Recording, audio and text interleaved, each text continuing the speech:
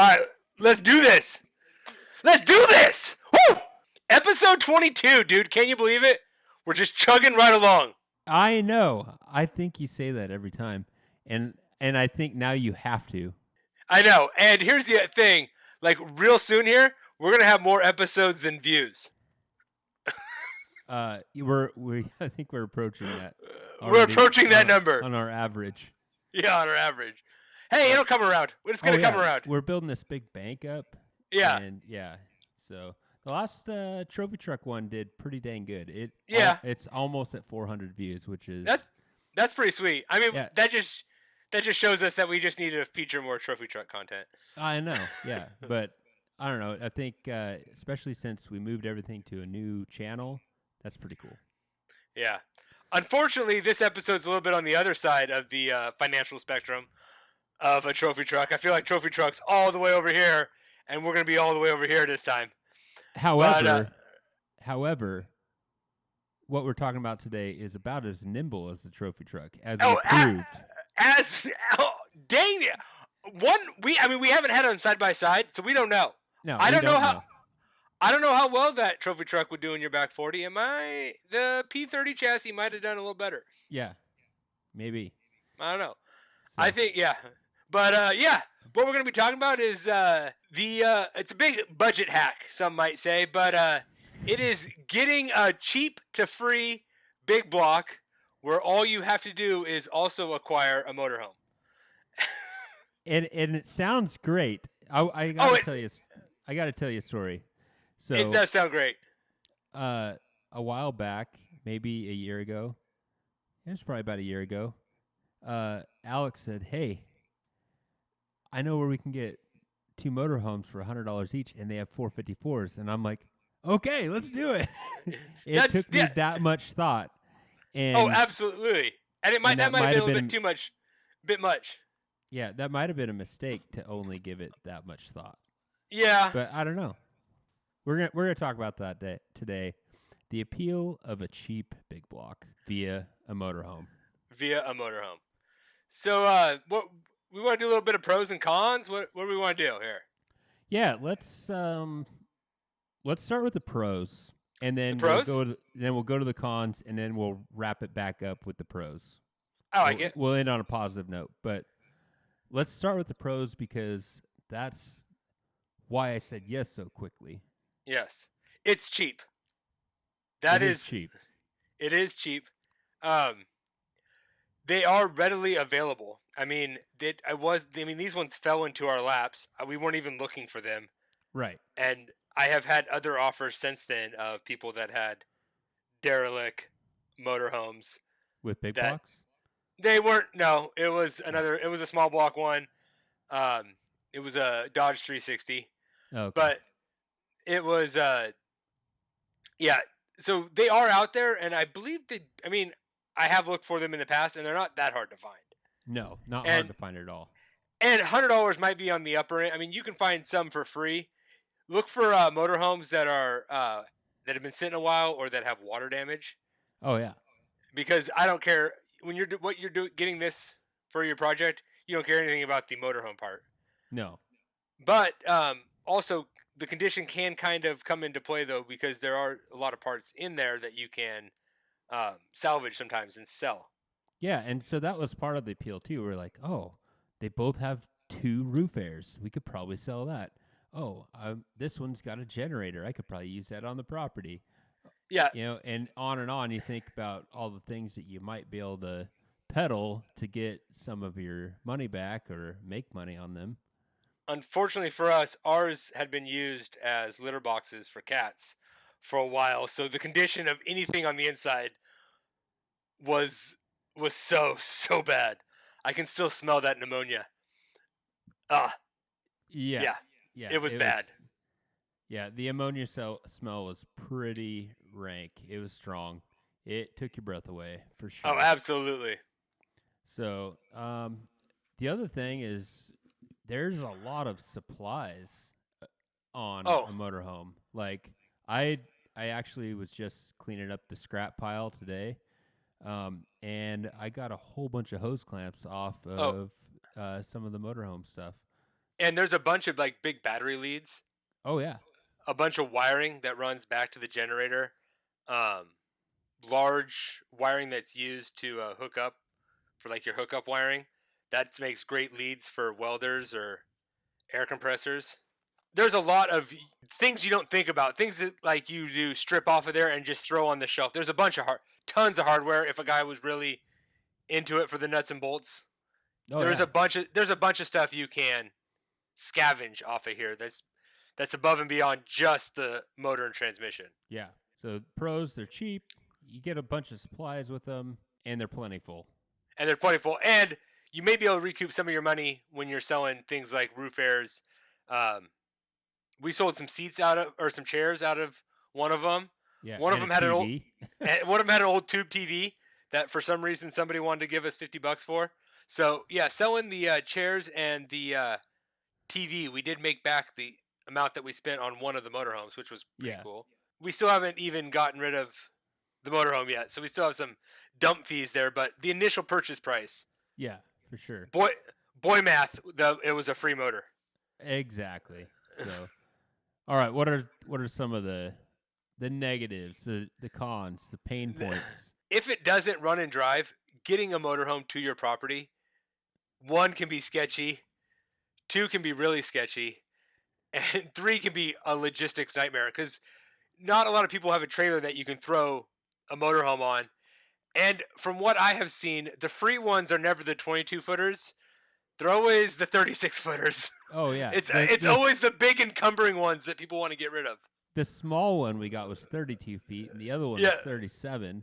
Yeah, So, like, I flat towed the 32-footer 120 miles, and I thought I was going to put my truck in the ditch multiple times. Like, that thing just pushed me around because you don't have brakes. Like, no. And so you've got this 12,000-pound mass just pushing you around. It was definitely sketchy. Yeah, and I drove that other one up there, and it wasn't much less sketchy. Oh yeah. I mean, because it hadn't ran in forever. I mean, it didn't have reverse. Overheated a bunch.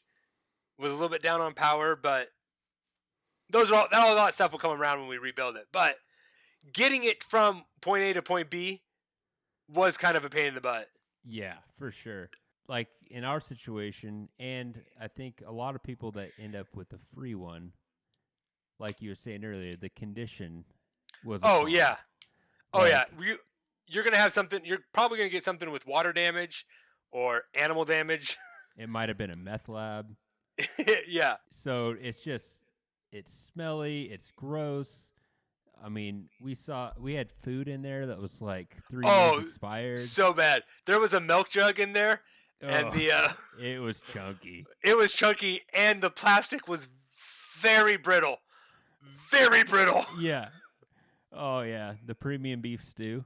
Oh, there was like vacuum sealed packages of like beef stew that was squishy. It was. Yeah. Oh yeah. And where I live we had the landfill is just for construction waste. So you can't take any of that food waste there. And so you got to, I mean, we just kind of put it in the trash can until it was gone. And I think that's something that kind of depends on your area because like for me, the dump that I have close by, we could have taken all of that stuff and it would have been like easy to $100. get rid of. Oh, and been way cheaper. So that is very dependent upon where you live. If you live somewhere with like really good dumping rules, I guess, or and like getting rid of the frame up there is gonna be pretty hard to do. We might end up having to. It might be even cheaper or easier to trailer that back down here to take it to the scrapyard. Yeah, possibly. I don't know. I'm gonna actually try to list it after it's stripped the whole way. Oh, and see if somebody is interested in just a frame. Yeah, see, because I've seen a couple on Marketplace for like $300, and if it's already stripped, like people might be interested in trying to build a trailer out of it. Yeah, and I'd like to build a trailer out of the other one, so that keeps us from having to get rid of it. Sweet. Are you gonna use the whole frame or just quite a bit of the frame section? Quite a bit of it, and I'll just like kind of notch it and taper it in for the tongue. Nice. Yeah. Maybe put a pintle hitch on it. Yeah. So What's your game plan for what do you use that trailer for? Just like another car hauler trailer, or? I didn't know if that would be actually the fire trailer with like 4 totes on it, so it could be like Oh, 1,000 gallons of water. yeah, that could be So good. yeah, I don't know. We could also build a trailer and sell it to somebody in Idaho who doesn't need a title. Yeah, So that's a way for us to make some money too. yeah, yeah. So when going into it, when you think of your initial cost, like the cost of getting rid of everything else has to be kind of in your head. And for us, what do we have, 300 It's or three seventy $400 five, 375 for that first one, for the and first load, we still have another full motorhome to load? get rid of. Oh, okay, yeah. So we'll be into each motorhome about $500. Yeah, Yeah. Well, probably a little bit more with the transportation costs. yeah, yeah, for sure. So But we're gonna gain some of that back with, like you said, the hose clamps. We're getting a generator. I mean, I probably should have led with hose clamps. All right, generator, yeah, propane tanks, hose clamps, and we found like 37 cents in the ashtray. So I mean, every little penny adds up. yeah, yeah, for sure. So we probably should have kept some of the shoes in there and Oh, tried to sell those.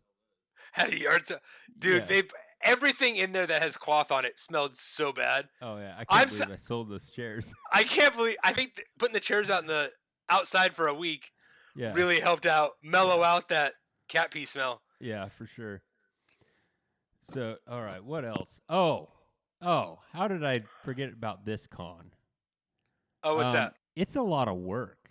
Oh my gosh. That was like worse than the dump fees, Oh, worse than the sketchiness of getting it home. Tearing it apart is so much work. and getting the motor out of the motorhome. Working on a motorhome is a pain in the butt. Nothing is accessible. You got to cut out 3 things to cut out the thing that you need to cut out of the way to get the motor out. I mean, we did not care anything about the body, and it was still a ton of work. Like, Oh yeah, it oh, was just so hard. cut this brace, cut this fiberglass out. It is a Yeah, lot. I mean, we had a whole day into that. yeah. So I mean, trying to get all those wall panels and stuff into the dump trailer, and Yeah, oh man, and but I think if you had a place where you could burn a lot more, you yeah. could probably strip out the cabinets and burn it, and then that would be stuff that you didn't have to take to the dump. But the wall sections were heavy. Like getting that motor out. I have pulled motors out of derby cars after a derby, where your front end is like all the way, like crunched up, Yeah, and it was easier than pulling the motor out of that motorhome. yeah, Like if a guy had to change a motor, like if you were a service tech and it was like, oh yeah, you got to drop this motor to change a head gasket. yeah. Like, How do you change a radiator in one of those? dude, Just getting the radiator was a nightmare. oh, getting the radiator out was a nightmare. Yeah, And we ended up cutting the radiator to get it out. Some of the support brackets that were like yeah, built into the radiator. It's it's like they start with the motor and then build everything around it, and yeah, it was impossible. yeah. It was pretty hard. Um, some things I think would make it easier and more uh, financially easier as well. Like you were saying, if you live somewhere where the dump fees were better Yeah, or your than dump regulator. Yeah, where I live, the dump fees are just insane. So that'd be one thing to keep in mind. Another thing is if you're in a situation where you don't need to get rid of it right away, like if you could chunk at it for a year or more, then you could just rip the front of the deal off to get the engine out and then slowly chunk away at the rest of it, or keep it as like a storage facility yeah. for stuff. Something Dalton on Pole Barn Garage did was he pulled the motor out and then took the motorhome shell and put it on his back 40 and now that's his son's like hangout house. Him and his buddy, they got a video game system in it and everything. And Yeah. you could if you could if you didn't already have an overwhelming cat pee smell in it, Yeah. that would be an option for one of these. Yeah, for sure. So, But I don't think yeah. I'd sell my wife on that, even if it was nice inside. Oh, really? But, yeah. No. Yeah. So, I think if we had enough land, I think we could do it. if I had land that wasn't my house land, yeah, then it wouldn't matter. Yeah. And then one thing that I'm excited about for this next one is I now have a backhoe with a mechanical thumb. Oh, yeah. I think that's going to make a huge difference. We're not going to have to sawzall. We're just going to smash that sucker and pinch it and grab, load rip, it and up. tear. Yeah. Yeah. So, I think that'll make a big difference too. Any other tips and tricks on making it better? Really think about what you're getting yourself into. Like we said, it is a lot of work, and what I have said and Josh has said on this channel many times, my time is worthless. So I don't have to worry about like paying myself when I'm doing labor. But if you're one of the people that kind of think that your time is worth some money, it might be more advantageous to jump on Craigslist and buy a motor that someone's already pulled out of a truck or something like that. Yeah. We're doing it for the experience. We're trying it, seeing, because this is something that's been done many a time. And now we do have 2 big blocks with transmissions that we have the opportunity to throw into some other projects. Yeah, for sure. And I guess another thing about doing the motorhome big block, a lot of times motorhomes do not have a lot of miles. No. If you grab a big block out of some square body Chevy, good chance it might have 120, 150,000 miles on it. And 150,000 miles on a carbureted big block, it's going to need to be rebuilt, like, completely. Yeah. And these motorhomes had 36,000 and 28,000 on them. Right. Yeah. They're, like, barely broken in. Yeah. So when we, like, rebuild them, it's not going to be a machine shop rebuild. It's going to be, like, a dingle ball hone, maybe a new set of rings, and then some fun parts. Like, we're not going to have to spend a bunch of money on machine work. Yeah, we'll be able to throw a cam and an intake at it and get a little bit of horsepower. Yeah, for sure. It's going to be awesome. All right. We're going to do a fantasy build. I'm excited about this. Yeah. I still got to find something for you. Oh, yeah, I got a car for you. But the premise of this fantasy build is going to be $5,000 all in. You have to put a motorhome big block in it. And you have to acquire said motorhome to strip it out. What? We already have a motorhome. I already got it. No, because I want to have the option of, like, it doesn't have to be a 454. It could be, a 440 or. Okay. Like, oh, real quick to circle back to the positives. Yeah. There are some late 60s Dodge motorhomes that I found out doing a little bit of research on this that do have big block Hemis. Oh. And so that is an option that you could have gotten. Okay. In an early motorhome. That would be sweet.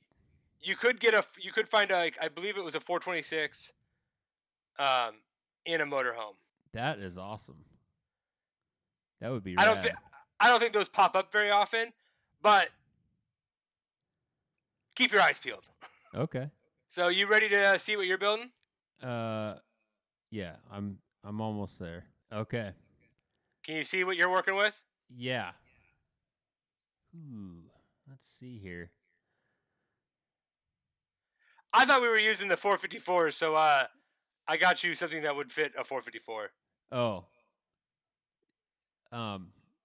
You're gonna what I got you're gonna struggle with, but it'll be fine. It'll be cool. Dude, that's rad. I like the grill on that thing. Yeah, it kind of has like the Grand Prix front end look, I believe. Okay. All right, that is sweet. You know what? I think with this, I would do the 454 for sure. Keep it GM, and I'm gonna go bigs and littles, like kind of a pro street build, but it's obviously a budget deal because we only got $5,000. How much is this thing? 700. $700. Okay, $700. Um, the build we have planned for the 454 is going to cost about $600. So plus the cost of the motorhome, $100, which we're not going to count any dump fees right now because we're going to pretend that we don't have to get rid of anything. So we're at 1,400. Dude, I got some money left. I'm going to have to go through that rear end because I want positive traction and I want like 373s. Yeah. So that's going to be another $1,000 to do that. So I'm at 2,500. I think like the Krager, like Dragstar or whatever wheels. You know what I'm talking about? Yeah. Yeah, like bigs and littles, and the Krager, they're like Dragstar or something like that. I think that would be sweet. And then do some Poppy's patina. Do a nice 3-inch dual exhaust on it with some like Flowmaster 40s. So it's nice and rumbly. Tighten up the suspension and go through the brakes. That way I can do the drag strip and it won't be too scary. I think that's about my budget. But yeah, it is a drum front car. But that I heard is better for drag racing because it's less drag. It's less rolling. Yeah, there's no drag, and so so it'll be fine. It'll be fine. Yeah, and I mean, yes, it's a big block, but it's a motorhome big block. It's not going to be going that fast down the track. Yeah, but I mean, this has really good lines at the back. I don't know, like the roof. Yeah, the roof all the way down. Yeah, it's like my Impala a little bit. Yeah, it's the same vintage. Oh, I like it. Oh, medical lake. I know. I got something kind of close. Yeah. All right, you ready for yours? What? Good luck getting a big block in that. Yeah, Josh gave me a Butte. Can you see mine? Can you see it? Yeah. Oh, did it come with 2? It's 2 of them. Huh. Titles for both. I got 2. You only got 1. Oh man. So I didn't even know. I just saw the blue one. I'm probably gonna need 2 of them to make it wide enough to put a big block in. Guys I've seen 460s in Rangers. They were really, really tight, but I've seen it happen. So I'm gonna need a motorhome with a 460. Yeah. And unfortunately, to build a 460, probably gonna need about $1,200. Do my intake and cam that I do. Yeah. I would have use the C6, just a 3-speed automatic. And how big of tires could I get on the back of this thing? Tub this out quite a bit. Yeah, do a narrow 9-inch. Do a narrow 9-inch and have like 12 or 15-inch just meats on the back of this thing. White letter out, something Eagle GT or something with a good white letter on it. Hoosiers, man. Oh, some Hoosier racing slicks, the street slicks. Yeah. And what I think I could do, I could get one running driving and sell it. I'm gonna get $1,000, so now my budget's $6,000. Oh yeah. So I got a little more money to play with. I think I would do like a flat tonneau cover on the back of this. So I could do a big tub, have my fuel cell in the rear there. Look at this, comes with an extra engine. Yeah. I think lowered just a little bit. I like this huge industrial bumper on the rear. Yeah. And not do a single thing. I like building this red one. This red one is really straight. But it looks like I'd be able to pull like the grill off, the better grill off. I think I could build like one pretty decent pickup. Yeah. Dude, we need to V8 swap a mini truck Yes, I think that sometime. is. Yes, I am going to need to spend a little bit of money on suspension for the front to handle that bigger motor. Maybe do Yeah. some coilovers on something in the front. Be able to control it. Ladder bar in the rear. Keep the tires down. But I think this thing would scoot and boot right down the old drag Oh, strip. yeah. Yeah. Be This would awesome. be fun. This would be a fun little rig. Yeah, it would. All right. So, Well, how much time we got? All right. we got like a minute. 2 minutes. We ready to do some closing? What have you been working Yeah. on? Real fast. Real fast. You got 30 real seconds. fast. I rebuilt the transmission on my wife's car. And Nice. it's working great. Sounds like you're a trans guy. Yeah, I think I am. And I bought a backhoe. Sweet. So, and I already broke it. So now I'm working on that and gearing up to build the big shop, 40 by 60, double lean-tos. It's gonna be sweet. Gonna help us out. So Yeah. Stay tuned for some backhoe videos and shop building. Sweet.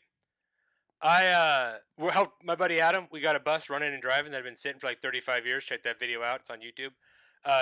Drove it 40 miles to home, and then since then we've also gone through the brakes a little bit more. We did a clear coat upgrade on it, or wipe on patina. It looks beautiful. More videos to come. Yeah. And Baja 1000 coming up in 10 days. 10 days.